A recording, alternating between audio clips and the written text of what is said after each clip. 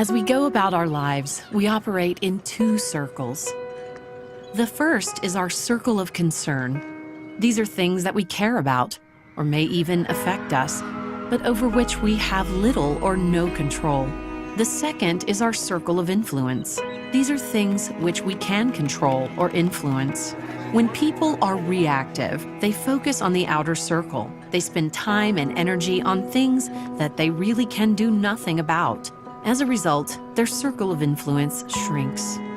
When people are proactive, they focus on their inner circle of influence, where their efforts will make a positive difference in relationships and results. As a result, their circle of influence grows. Listen as Stephen shares an experience where one man increased his effectiveness by focusing on his inner circle of influence. This principle worked powerfully for one executive. His boss was creative, talented, capable, and brilliant, and everyone knew it. But he had a very dictatorial style of management. Now, so you take this petition to my office? But with Insight Plus, we plan to add 8 new features. No. Adding, no. Reducing. Take a seat. The net effect was that he alienated almost the entire executive team surrounding him. It's vital that we push a simpler device. But one of the executives was proactive. He took the initiative, he anticipated, he empathized. Health maintenance. This man focused on his own circle of influence. He reversed my strategy right in front of my team. He did the same on Claire's meeting last Friday. That's it.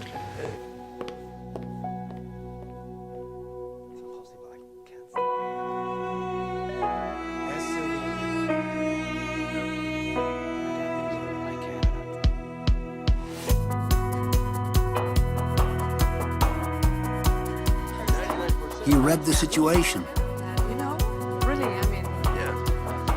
He was not blind to the president's weaknesses, but instead of criticizing them, he would compensate for them. He read with empathy the president's underlying concern. Simplify for success.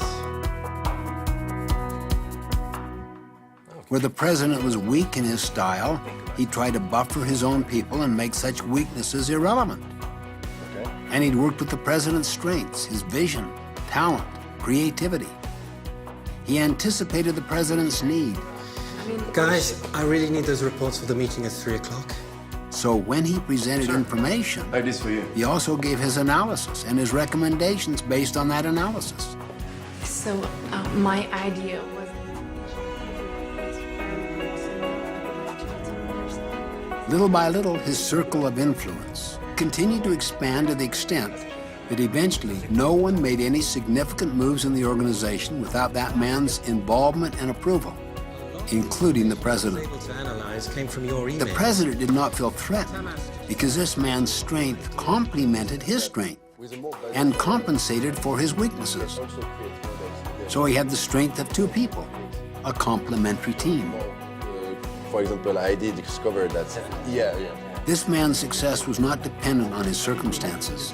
It was his chosen response to those circumstances, his focus on his circle of influence, that made all of the difference.